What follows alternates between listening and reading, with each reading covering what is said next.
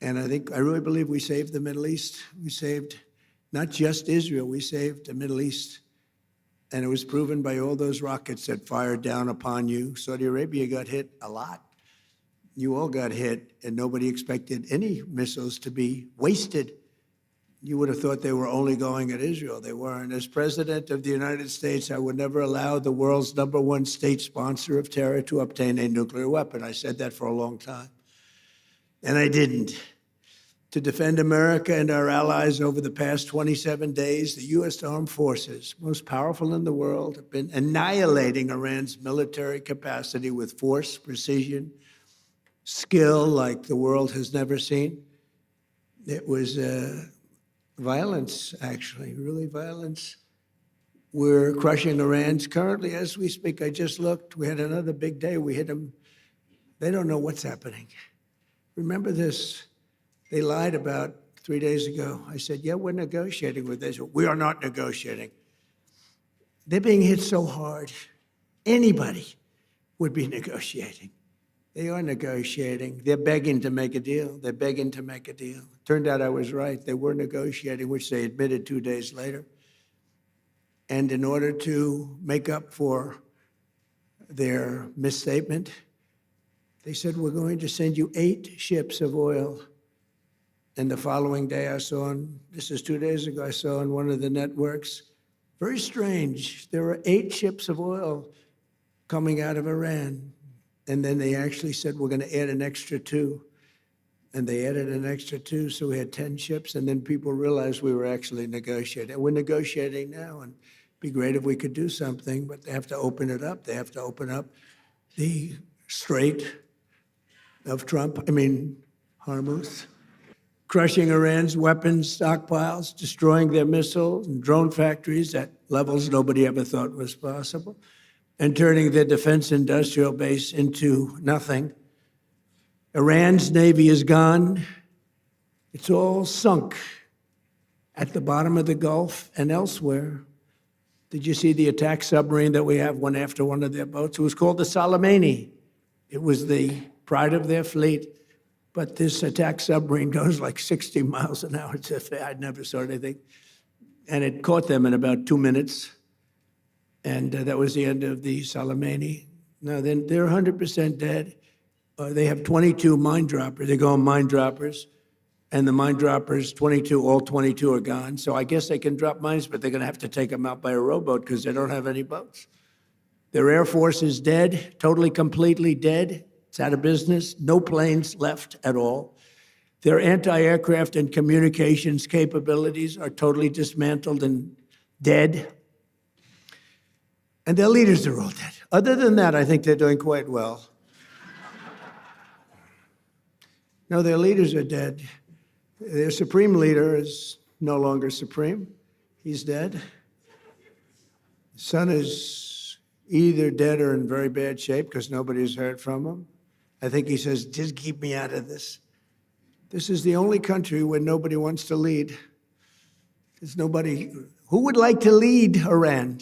Please raise your hand, a big audience of distinguished. Who would like to be our leader? Dead silence. Nobody wants to lead. Now, we have an amazing military. We have the greatest intelligence apparatus that anybody's ever seen. We can tell you everything that's going on. We know everything that's going on. We're achieving each and every one of the military objectives I laid out less than 4 weeks ago. And we're doing it really, I guess we're 2 weeks ahead of schedule. We're not into it very long. We wouldn't have thought we would have been. We knew it was going to be easy. We call it a military operation. We don't call it a war. We call it a military operation. We're very disappointed, by the way, with NATO. They didn't come to our aid. I didn't try too hard, actually, because I wanted to prove a point. I didn't sell. They probably think I'm a lousy salesman. I said, would you like to help us? To President of France, Macron, nice guy. He is a nice guy. I said, Emmanuel, would you like to help? Yes. As soon as the war is over, we will send ships. I said, no. I don't want them when the war is over. I want them before we start. And UK, our longest ally, nobody ever thought this was possible. I said to the Prime Minister, Mr. Prime Minister, we'd like you have 2 aircraft carriers. They're little ones. They're not very good. I know they don't go fast, and I know they don't work very well, but we could probably use them maybe for helicopters. And they said, yes, oh, yes, we are preparing them. I see, when will they be ready? Maybe in a month or 2. Oh, great, that's wonderful. I said, are you going to help us? Yes, yes, we're going to help you when the war is finished. We will be there. This is NATO. And I've always said NATO's a paper tiger. And I've always said we help NATO, but they'll never help us. And if the big one ever happened, and I don't think it will, but if the big one ever happened, I guarantee you they wouldn't be there. And we learned from that. And remember what I said, because they made a big mistake. They were not there. The Chancellor of Germany, these are all friends of mine, Friedrich, the Chancellor of Germany, he said, this is not our war. We have nothing to do. Well, Ukraine's not our war, but we help them. I want to thank the entire kingdom of Saudi Arabia. Been very helpful, unlike NATO. Saudi Arabia fought, Qatar fought, UAE fought, Bahrain fought, and Kuwait fought, even though they shot down 3 of our planes with the finest missiles. We could have done without that.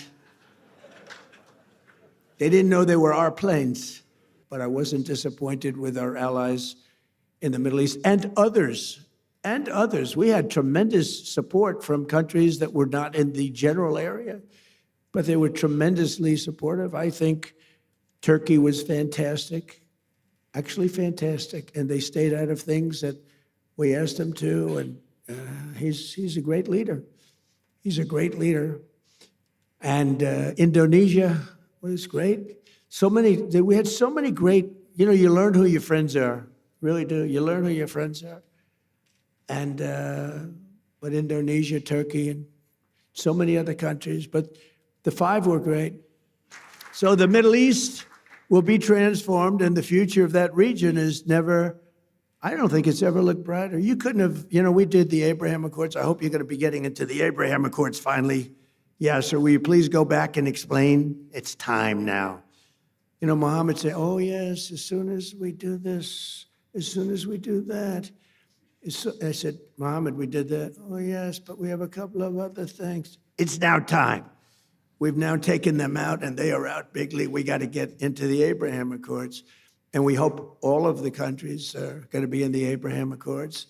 We have some very brave countries that did it, years ago. They went in, and you know who they are, the 4, the early 4.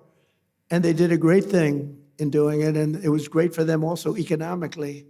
But it was a great thing that they did it. But I think all the Middle Eastern countries are going to be joining now. And in some cases, I would say all the Middle Eastern countries and beyond. You have people not in the Middle East that want to be members. You'll be seeing that soon.